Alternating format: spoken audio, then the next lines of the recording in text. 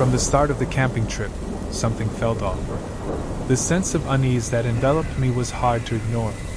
It wasn't just the biting cold or the absolute silence of the forest, but something deeper, almost palpable. As we walked along the trail, each step felt heavier, as if nature itself was warning us to stay away. Pedro, my closest friend, was always the bravest of the group. He led the hike, telling stories of past adventures, trying to keep our spirits high. Nothing better than a bit of adrenaline to spice up life, he would say with his carefree smile. But even Pedro seemed a bit more cautious that afternoon. We set up camp in a clearing surrounded by towering trees. Sunlight filtered through the leaves, creating a play of shadows dancing around us. While we prepared the campfire, I couldn't shake the feeling of being watched. I looked at the forest, expecting to see something between the trees, but all I saw was the darkness beginning to settle in. After dinner, we sat around the campfire. The flames danced, casting grotesque shadows on the trees around us.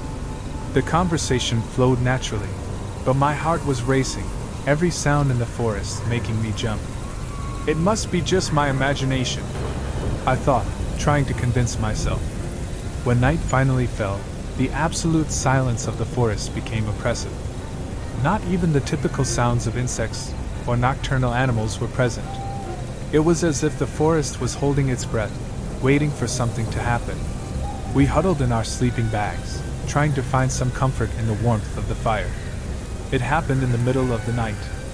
A terrifying scream shattered the silence, a sound so full of pain and despair that it made my blood run cold. I jumped out of my sleeping bag, heart pounding, eyes wide open trying to see through the darkness. "Pedro!" someone shouted, but it didn't need to be said. I knew deep down that something horrible had happened to him. We ran towards the scream, stumbling over roots and branches, our hearts beating in unison with the terror that engulfed us. When we reached the place where the sound seemed to come from, Pedro was not there. We searched frantically, shouting his name, but all we found was his cell phone, lying on the ground. The screen was lit up with a message that made my stomach turn. "I'm watching you." I stood paralyzed, feeling a chill run up my spine. Who could have done this? And where was Pedro? I looked around, hoping to see some clue, some sign that he was okay, but the darkness only seemed thicker. The shadows of the trees seemed to stretch out like skeletal hands trying to reach us. As we examined the perimeter, we noticed footprints around the camp. They weren't from any animal we knew, they were bigger, deeper, almost human, but was something odd about them. Every noise in the darkness seemed to get closer, every snap of a branch sounded like a harbinger of doom. At that moment, I realized we were in danger. Whatever was watching us was getting closer. The psychological terror began to set in deeply, and the only thing I could think of was that we needed to get out of there before it was too late. The scream still echoed in my mind as we gathered around the spot where Pedro had vanished. The sense of panic spread through the group, each of us trying to process what was happening. Joao, the most pragmatic of the group, took out his phone and tried calling Pedro, but we only heard the muffled sound of a distant ringtone, confirming that the abandoned phone was indeed his. "We have to find Pedro," said Mariana, her voice trembling but determined. She was the emotional anchor of the group, always calm and rational. But that night, even she seemed helpless. We spread out across the clearing, shouting Pedro's name, our voices getting lost in the vastness of the forest. The silence that followed the scream was still disturbing, every sound amplified by the oppressive quiet of the night. Every snap of a branch, every rustle of leaves made us turn our heads, expecting to see our friend emerging from the darkness. But all we found was more darkness. Suddenly, Mariana stumbled over something. "Here!" she shouted, pointing to the ground. We ran to her, finding Pedro's phone, the screen still illuminated with the frightening message. "I'm watching you." Those words made my stomach churn. Who could have sent that message? And where was Pedro? As we gathered around the phone, I started to notice details I hadn't seen before. The footprints around the camp were strange, larger and deeper than any normal human footprint. Something was wrong with them, as if the person was carrying an immense weight or had deformed feet. "This isn't normal," Joao said, his voice a nervous whisper. "These footprints, they're not from an animal, but they don't look human either." Fear began to take hold of us. The idea of being watched by someone or something that left those footprints was unbearable. We decided to look for clues, trying to stay calm. We walked in silence, our senses heightened, ready for any sign of danger. The forest, which during the day seemed serene and welcoming, now transformed into a dark labyrinth. The trees, once majestic, now stood like sinister sentinels, their shadows moving almost menacingly. Every step we took seemed to echo, as if something or someone was following us. With each passing moment, the feeling of being watched intensified. It was as if invisible eyes were following us, studying our every move. I tried to push these thoughts away, focusing on finding Pedro, but paranoia began to set in. Who or what could be watching us? And why? While examining an area near our tent, I noticed something shining on the ground. I bent down and picked up the object, a small leather bracelet that Pedro always wore. My heart tightened. He had been there, but now he was gone. What had happened to him? Panic began to take hold. "We need to get out of here," said Mariana, the urgency in her voice clear. "This is getting too dangerous." We quickly agreed. We grabbed our things hurriedly, every sound in the forest increasing our anxiety. As we prepared to leave, a soft, almost imperceptible noise caught my attention. I looked at the forest and saw something moving between the trees, a fleeting shadow that disappeared as quickly as it appeared. "Did you see that?" I asked, my voice trembling. "There's someone out there." "Let's go, we can't stay here," insisted Joao, pulling me by the arm. As we hurried along the trail, the feeling of being watched became unbearable. Every step seemed to lead us deeper into a nightmare from which we could not escape. The forest, with its shadows and secrets, enveloped us, and the only thing we knew for sure was that we were not alone. We walked quickly along the trail, each of us immersed in a silent terror, eyes wide, ears attentive to any sound. The forest around us seemed to close in, the shadows becoming denser, and every snap of a branch made our hearts leap.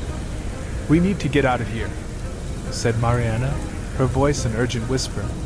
The flashlight in her hands shook as much as her hands. As we advanced, the silence was interrupted only by our hurried steps and heavy breaths. The darkness seemed alive, moving and transforming around us. I tried to focus on the trail, but the feeling of being watched was overwhelming. I looked back several times, expecting to see something or someone following us, but there was only darkness. Then we heard a noise. A subtle but unmistakable sound, footsteps, heavy and slow, approaching. We stopped, hearts racing, and exchanged terrified glances. "What is that?" Joao whispered, his eyes wide with fear. We stood frozen, trying to listen more closely. The footsteps were getting closer, nearer. "Run!" Mariana shouted, and we started running, not looking back, just trying to escape the nightmare. The trail was treacherous, roots and branches emerging from the ground like natural traps. We fell and stumbled, but kept going, driven by sheer terror. The footsteps continued to follow us, relentless, as if the darkness itself was hunting us. Suddenly, Joao tripped and fell. Mariana and I stopped to help him, but when we looked up, we saw a figure in the distance, a tall and sinister silhouette standing among the trees, watching us. We couldn't see its face, but its presence was terrifying. "Come on, Joao, get up!" Mariana said, her voice almost hysterical. We managed to lift Joao and kept running, but the figure didn't move, just watched us, increasing our panic. Finally, we reached a small clearing where the full moon illuminated the area with a pale, cold light. We stopped to catch our breath, our eyes still fixed on the darkness of the forest around us. The silence enveloped us again, but now it seemed more threatening. "What was that?" Joao asked, his voice trembling. No one had an answer, and the fear continued to grow inside us. Suddenly, the forest around us exploded in movement. Shadows moved quickly among the trees surrounding us. Footprints appeared around us, getting closer. The psychological terror was unbearable. We felt we were being hunted by something beyond our comprehension. Mariana grabbed my hand, her eyes filled with tears. "We're not getting out of here, are we?" she whispered. Before I could respond, we heard a voice.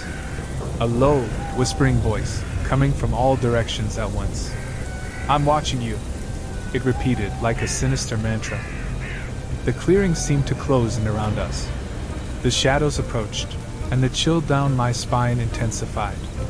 The figure we had seen before emerged from the darkness, now clearly visible in the moonlight.